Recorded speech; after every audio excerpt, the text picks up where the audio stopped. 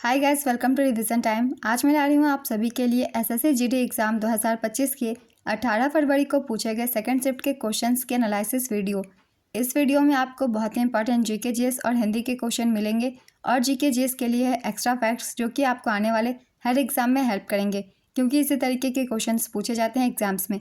तो चलिए स्टार्ट करते हैं आज की वीडियो। मगर वीडियो को स्टार्ट करने से पहले अगर आप चैनल पर पहली बार आए तो चैनल को ज़रूर सब्सक्राइब कर लें और साथ ही वीडियो हेल्पफुल लगे तो इसे लाइक भी ज़रूर कर दें।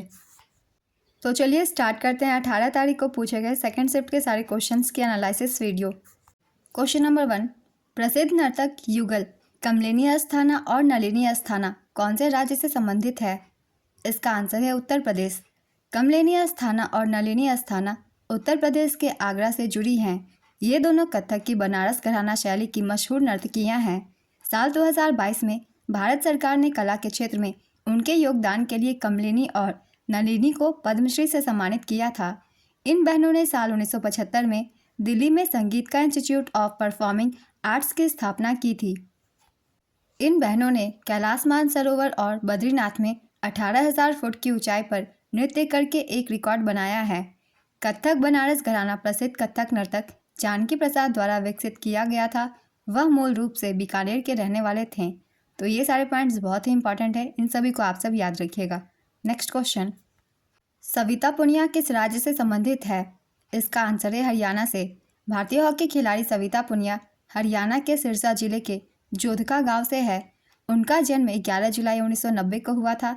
सविता पुनिया एक गोलकीपर हैं। नेक्स्ट क्वेश्चन, लालगुडी जयरामन किस वाद्य यंत्र से संबंधित है? इसका आंसर है वायलिन। लालगुडी जयरामन वायलिन वादक थे। वे कर्नाटक शैली के वायलिन वादक, गायक और संगीतकार थे। उनका जन्म 17 सितंबर 1930 को हुआ था और मृत्यु 22 अप्रैल 2013 को हुआ था। उन्हें भारत सरकार ने साल 2001 में पद्म भूषण से सम्मानित किया था। उन्होंने ऑल इंडिया रेडियो के प्रसिद्ध वाद्यवृंदा के लिए 5 ऑर्केस्ट्रा टुकड़े भी संचालित किए थे। उन्होंने पदवर्णम, तनवर्णम, कृति, थिल्लाना की रचना की। ये सभी एक्स्ट्रा फैक्ट्स आप सब ध्यान में रखिएगा, क्योंकि किसी भी पॉइंट से क्वेश्चन पूछ लिए जाते हैं। अगला क्वेश्चन है, पहली जनगणना कब हुई थी? इसका आंसर है 1872 में। भारत में पहली जनगणना साल 1872 में लॉर्ड मेयो के कार्यकाल के दौरान हुई थी, लेकिन यह गैर वैज्ञानिक तरीके से हुई थी। वहीं भारत में पहली पूर्ण जनगणना साल 1881 में हुई थी। यह जनगणना ब्रिटिश वायसराय लॉर्ड रिपन के शासनकाल में हुई थी। साल 1951 में भारत की पहली जनगणना हुई थी। यह आज़ादी और भारत के विभाजन के बाद हुई पहली जनगणना थी। भारत सरकार के गृह मंत्रालय के अधीन जनगणना कराई जाती है। साल 2011 तक भारत में 15 बार जनगणना हो चुकी है। भारत की पहली आर्थिक जनगणना साल 1977 में हुई थी। दुनिया में सबसे पहले जनगणना की जानकारी 6000 साल पहले बेबीलोन में मिली है। वही आधुनिक तरीकों से पहली जनगणना 1749 में स्वीडन में हुई थी। तो ये भी फैक्ट्स बहुत इंपॉर्टेंट है, इन सभी को आप सब याद रखिएगा, खासकर भारत की जनगणना से रिलेटेड। नेक्स्ट क्वेश्चन, हॉर्नबिल महोत्सव किस राज्य में मनाया जाता है? इसका आंसर है नागालैंड। हॉर्नबिल महोत्सव हर साल 1 से 10 दिसंबर के बीच नागालैंड में मनाया जाता है। इसे त्योहारों का त्यौहार भी कहा जाता है। यह त्यौहार नागा जनजाति की प्रसिद्ध संस्कृति को दिखाता है और नागा लोगों को अपनी पारंपरिक कलाओं को प्रदर्शित करने का एक मौका देता है। इस त्यौहार में नागालैंड की सभी जनजातियाँ हिस्सा लेती है। पहला हॉर्नबिल महोत्सव साल 2000 में मनाया गया था। नागालैंड की अंगामी जनजाति भी फरवरी में सैक्रेनी महोत्सव मनाती है। यह अंगामी जनजाति का सबसे बड़ा त्यौहार है। यह दावत और गायन के साथ शुद्धिकरण का उत्सव है। तो ये सभी पॉइंट्स इंपॉर्टेंट थे हॉर्नबिल महोत्सव के बारे में और नागालैंड के महोत्सव के बारे में। अब हम कुछ और भी राज्यों के त्योहारों की रिवीजन कर लेंगे। कौन से मुख्यतः त्यौहार किस राज्य में मनाए जाते हैं, जिनसे ज़्यादातर क्वेश्चन बनते हैं एग्जाम्स में। सोलुंग त्यौहार ये अरुणाचल प्रदेश का त्यौहार है। लोकरंग महोत्सव ये मध्य प्रदेश का है। सिरुई लिली महोत्सव मणिपुर का।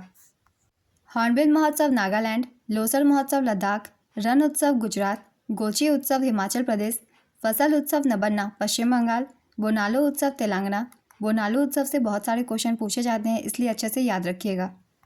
माजुली फेस्टिवल असम, अटलाटडे त्यौहार आंध्र प्रदेश, तेलंगाना, गोचा महोत्सव छत्तीसगढ़, वांगला उत्सव मेघालय, बस्तर दशहरा छत्तीसगढ़, निशागंधी महोत्सव केरल, मायोको त्यौहार अरुणाचल प्रदेश, शुमंग लीला उत्सव मणिपुर, भूमचू त्योहार सिक्किम, बलि जात्रा उत्सव ओडिशा, खर्ची पूजा त्रिपुरा, मोत्सू फेस्टिवल नागालैंड।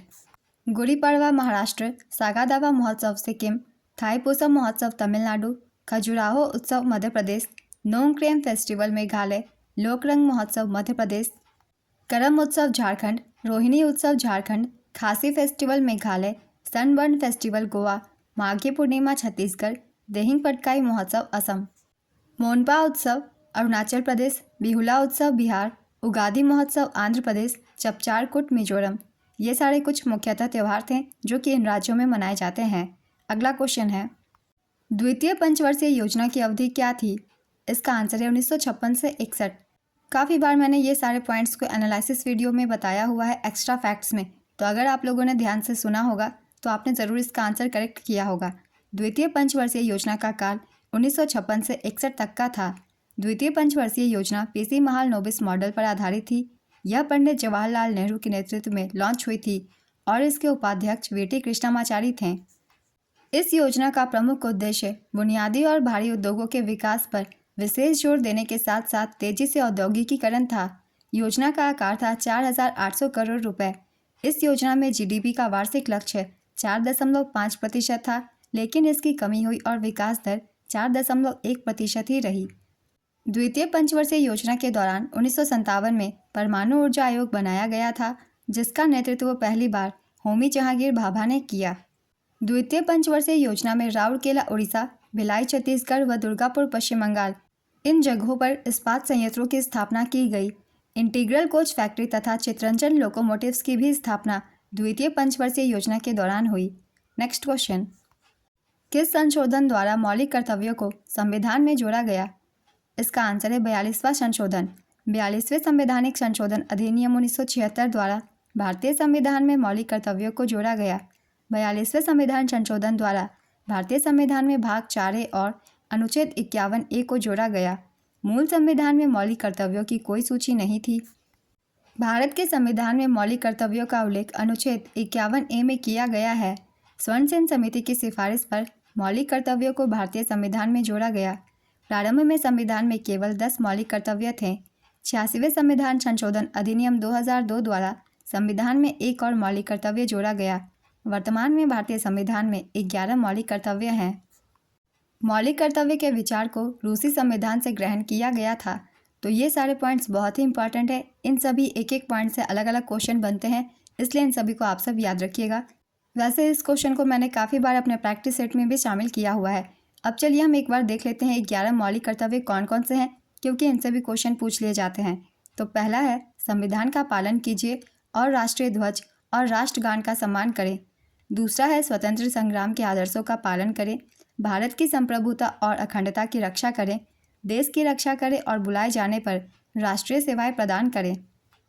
एक आम भाईचारे की भावना रखें, मिश्रित संस्कृति का संरक्षण करें, प्राकृतिक पर्यावरण का संरक्षण करें, वैज्ञानिक सोच विकसित करें, सार्वजनिक संपत्ति की रक्षा करें, उत्कृष्टता के लिए प्रयास करें।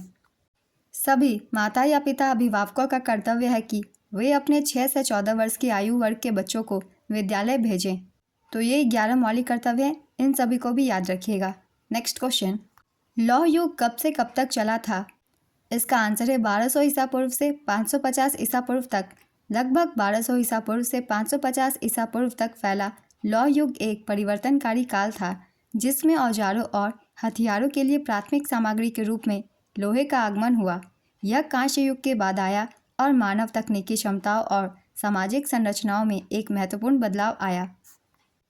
कोठू कन्निटा किस राज्य से संबंधित है? इसका आंसर है केरल।